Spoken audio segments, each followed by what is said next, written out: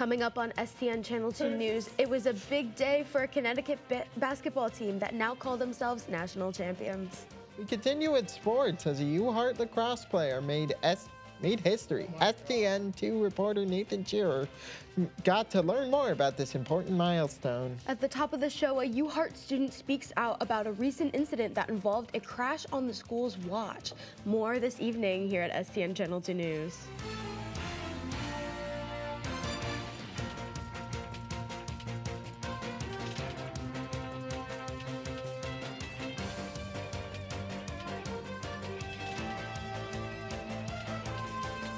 Major news ahead, and thank you for tuning into STN Channel 2 News.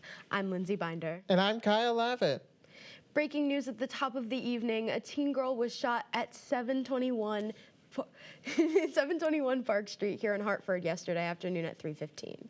The victim was found on the scene by officers with multiple gunshot wounds, according to WFSB.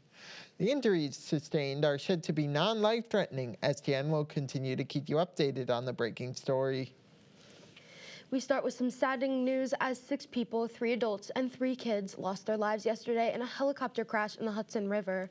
The helicopter was said to have broke apart mid-air and crashed into the river upside down.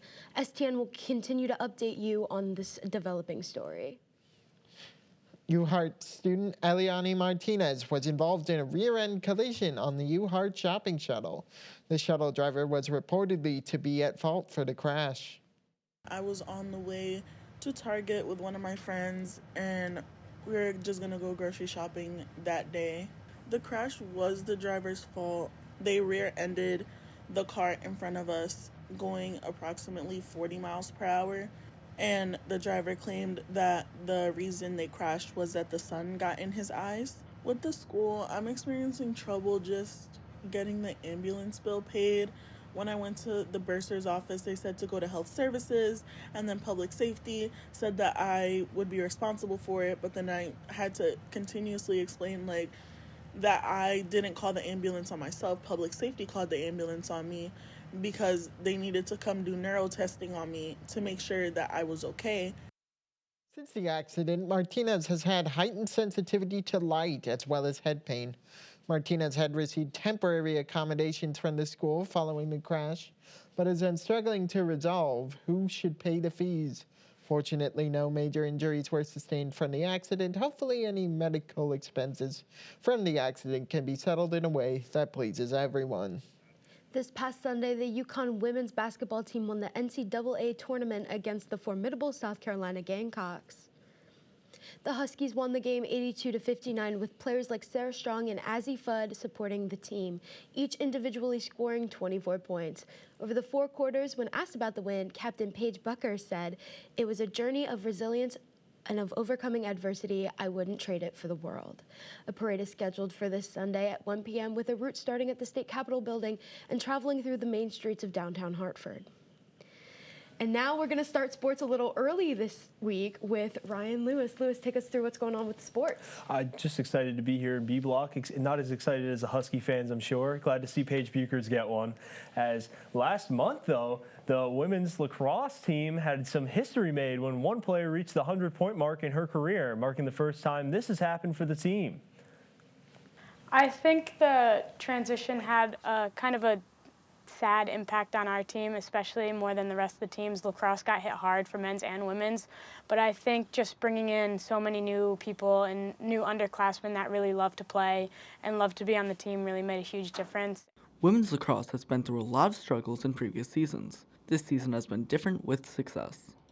I think just the team overall, having a much closer team and coming into the season really having our goals much higher than the past has been kind of that pusher for us to all, not just me, but all of us really work harder and want to compete in our conference, especially since we could compete in the conference championship this year. So, along with team success comes individual success, with Megan becoming the first ever Hawk named to the Intercollegiate Women's Lacrosse Coaches Association. It's great. I think in the beginning of the season we had a lot of injuries on our team, so being able to kind of lead my team through those and still have a pretty good record coming out of it was really nice. And I think it's nice that as a school and as a team specifically, we're getting we're finally getting recognized. So that's really nice to see. On April 12th, the Hawks host the University of New England Nor'easters for Senior Day. So come on out and support Megan Smith and all the other seniors.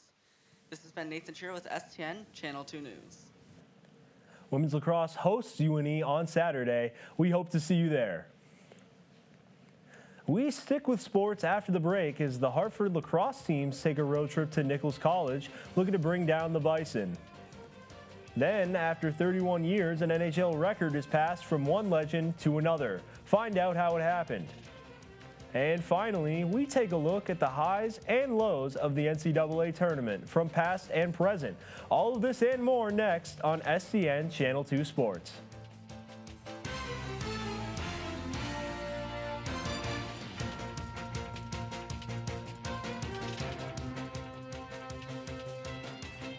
Listen, I realize that I'm not perfect, but it all really started to change because you judge me for having a problem. No one is going to know that I need help. I need help. I know that no one is going to judge me for having a problem. I realize that I'm not perfect, but it all really started to change because you listen.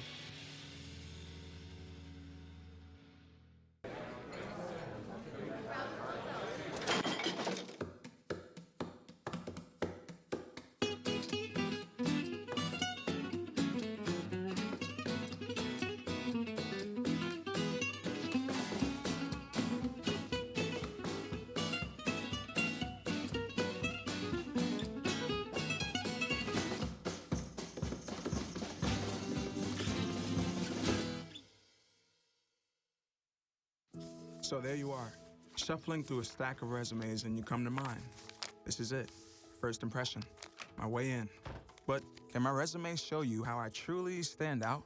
Like that I was studying, going to night school while working 2 jobs just to help my parents pay for groceries. Or being the first one to always step up. No, that's something you just can't put on paper. Look beyond the resume and discover new ways to develop great talent that is dedicated, hardworking, and determined like me. And now, STN Channel 2 Sports. Hello, everybody. I'm Ryan Lewis, back here to bring you your weekly dose of sports. From the world of Hartford sports to the highs and lows of the NCAA tournament, there's a ton to talk about today, so let's get right into it. Women's lacrosse looked to extend their win streak to 3 this past Wednesday when they traveled to 8-1 Nichols College. Hartford dominated in their road victory over Nichols College. The Hawks, as always, were led by sophomore star Madison Olmstead, who finished the game with 8 points. This marks Olmstead's 5th game in a row, scoring 6 points or more. The Hawks also had help from players Laurel McIntosh and Lauren Samella, each netting 5 points on the day. The Hartford offense started out hot, going on a 7-0 run that lasted until the 2:24 mark of the first quarter. They didn't let up from there as the defense only allowed 4 goals through 3 quarters of play. Hartford was able to get off 32 shots against the Nichols defense and goalie Briar Slattery, who could only save so many during the onslaught, leading to the final score of Hawks 19, Bison 6. Meanwhile, the men's lacrosse team also made the journey to Nichols College, looking to carry in the momentum from their dominant win last Saturday. The Hawks dominated the Bison as they took home an impressive 15-5 victory. The game started off as a close affair, as Hartford only held a 3-2 lead with less than a minute to go in the first quarter. However, Aiden Ezra would score with just 5 seconds left in the first quarter, opening the floodgates for Hartford. The Hawks would proceed to score 9 straight goals on Nichols, putting the game firmly out of reach. Ezra led the way for the Hawks as he scored a team-high 5 points. Aiden Kemp added on 4 more of his own, and Gavin Pelletier led the team in goals with a hat trick. CJ Ledwick had a stellar game in net, saving 12 shots while only allowing 4 goals, before getting relieved at the end of the game by Cole Zering. It'll be a busy Saturday for the Hawks as the men's and women's track and field teams head to the Sylphin Invitational at Connecticut College. The women's golf team heads to Amherst College for the Jack Lehman Invitational. On top of that, the men's and women's lacrosse teams host the University of New England, with the festivities for Women's Senior Day beginning at 12 p.m. The baseball team hosts Roger Williams University in a doubleheader with first pitch at 12 p.m. On Sunday, Alex Ovechkin scored his 895th NHL career goal in a 4-1 loss to the New York Islanders, surpassing Wayne Gretzky for the NHL career goal record. It took Ovechkin 1,487 games to do it, just as many games as Gretzky played in his legendary career. Gretzky passed Gordie Howe in goals on March 23, 1995, and held the record for 31 years. Ovechkin's historic goal was scored in 7 minutes and 26 seconds into the second period. It was a power play goal from right behind the left circle. It was assisted by Tom Wilson and Dylan Strom. After the Caps bench cleared to celebrate Ovechkin's milestone goal, there was a mid-game ceremony. With this goal and accomplishment, Ovechkin has cemented his legacy as one of the best goal scorers to ever do it. Former Villanova basketball star Chris Jenkins is suing the NCAA, claiming the association's former stance against athletes using their name, image, and likeness, or NIL, for profit prevented him from earning income during his playing career. Jenkins is most known for hitting the buzzer beater shot in the 2016 National Championship game to give Villanova a 77-74 win over the University of North Carolina. According to the Associated Press, the lawsuit claims that Jenkins was denied a share of game telecast revenue and compensation he would have received for media broadcast uses of his name, image, and likeness. Jenkins previously opted out as a co-plaintiff on the lawsuit to provide back pay to athletes prior to the NCAA shift towards allowing athletes to earn money from NIL deals in 2021. In a battle between two #1 seeds, the Florida Gators won the NCAA men's basketball championship title over the Houston Cougars by a final score of 65-63. As the Gators have done all season long, Florida came back in the final minutes to achieve their third ever championship and their first since 2007. It did not look that way to start, however, as Houston controlled the first half with a strong and vigorous defense that kept guard and Final Four MVP Walter Clayton Jr. in check for Florida. With the Cougars up 3 going into the second half, the Gators kept within striking distance the rest of the evening when they eventually got the lead late and never relinquished it. Guard Will Richard was the leading scorer for Florida with 18 points. In a shocking turn of events, the Denver Nuggets have fired coach Mike Malone and will not extend general manager Calvin Booth. The Malone firing comes when the team is struggling with the last win coming on March 28th against the Utah Jazz. Since then, the team has lost 4 straight with just 3 games left in the season, and it's a shock. With the Nuggets in a firm spot to make the playoffs, the team will look at assistant coach David Adelman to take charge. Coming up, one UHeart a cappella group is singing their way through the semester. We sat down with UHarmonies to see what they have to offer and what plans they have in store for the rest of the year. Then, Red Tail Live is in full swing as they hosted another live event showcasing UHeart talent. We sat down with Kat Lacombe to get all the details. When we return, I take a break from all the sports action and give you your evening weather report. What does this upcoming weekend hold?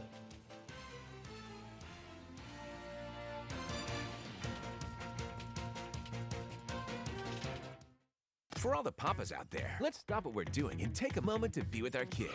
They can be loud moments, goofy moments, dorky moments. It doesn't really matter. Every time dads take a moment to be with their kids, it's pretty momentous. So let's all take a moment to make a moment today.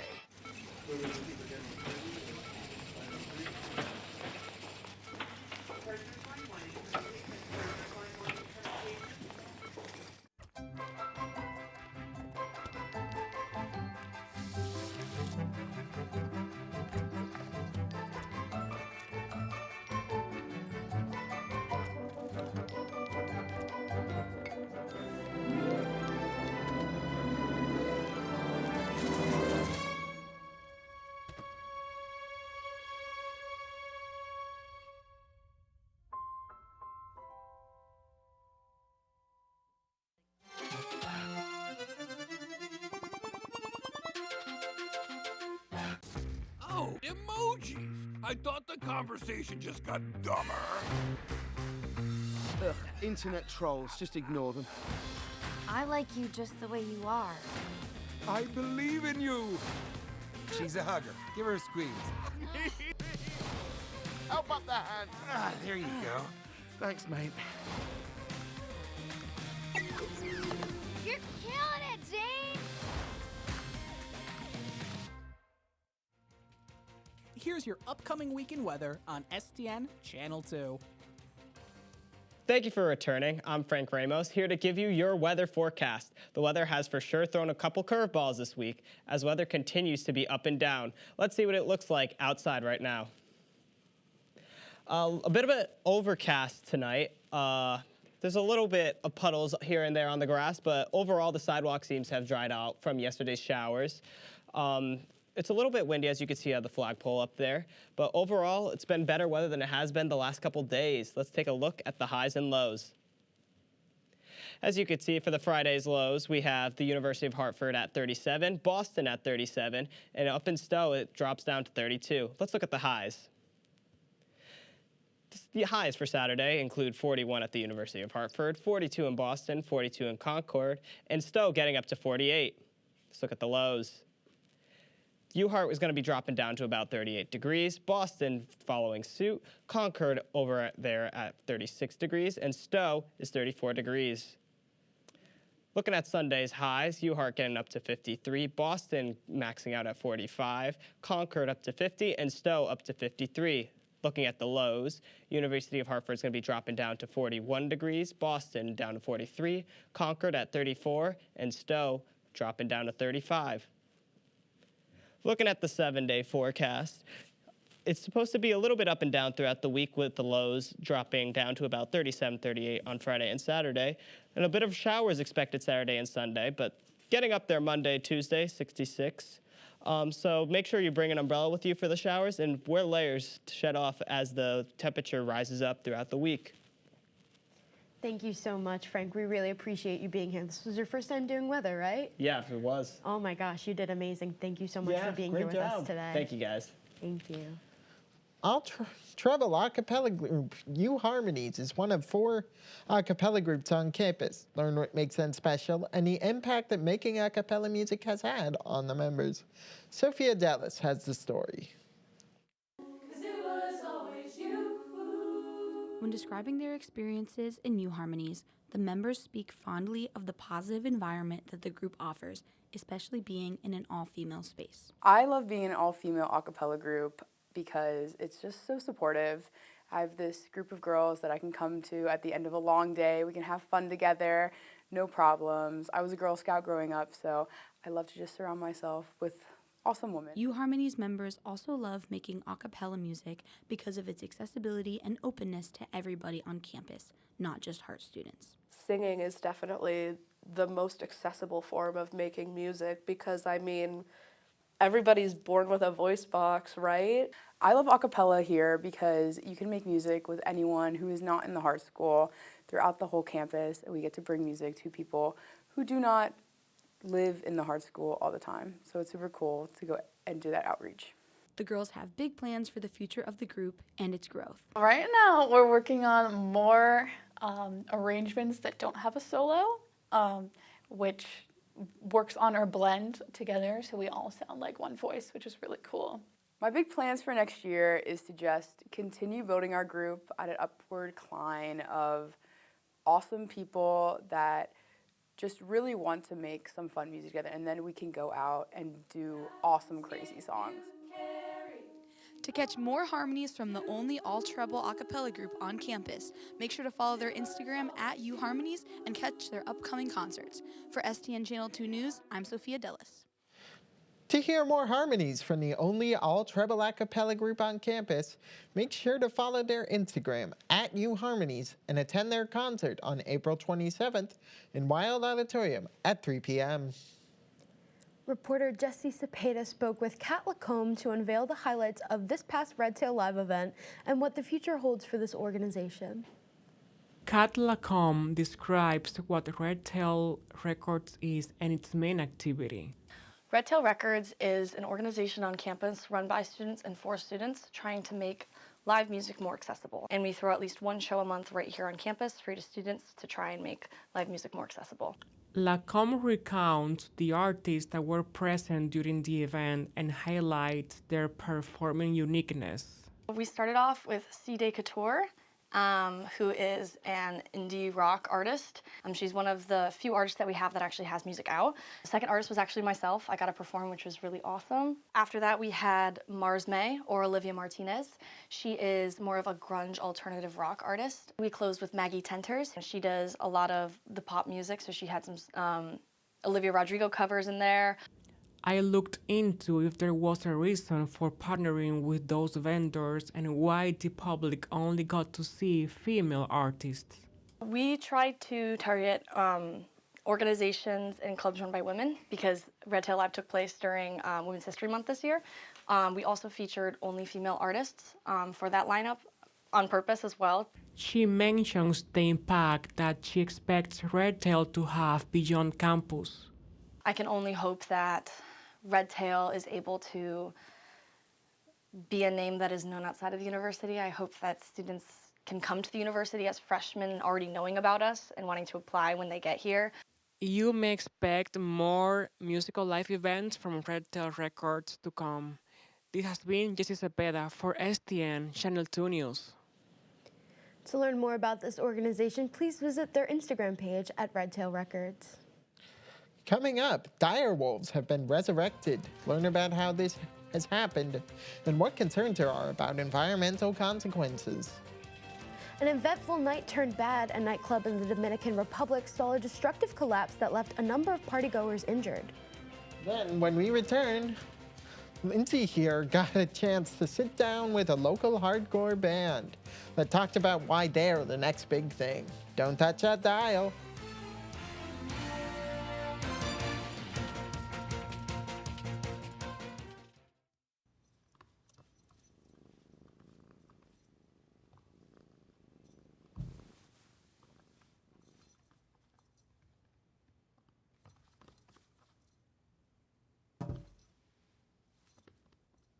There's a shelter pet who wants to meet you. Meet one today. Visit theshelterpetproject.org. Adopt. Maybe you can make retirement happen. After all, you made her college years happen. Opening that education savings account when she was little. Spearheading a campus tour. And another, and another, and another, and another. Bam! Deciphering financial aid. She was like, what? But now she's like, you aced planning for college. Now get the tips you need to get on track at aceyourretirement.org.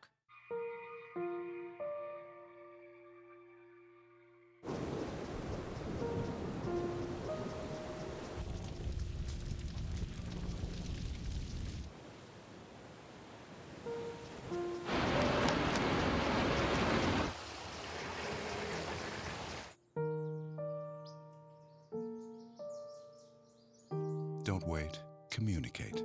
Make your emergency plan today. Thanks for not touching that dial. STN Channel 2 News is back. This week, STN and I hosted an interview with the up-and-coming, locally based hardcore band, Symposia.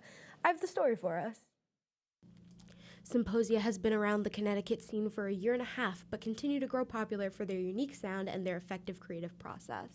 Since we were like teenagers, we've always been playing music together, and we've decided to like kind of mix our metal with the hip hop and funk elements in it. So like how our creative process sort of starts is me and Enrique come up with like the bass idea, and then we jam on that for a couple hours, and then we usually take like a break from it for like a day or two and come back, and we just keep piling on layers and layers until we can't add anything more.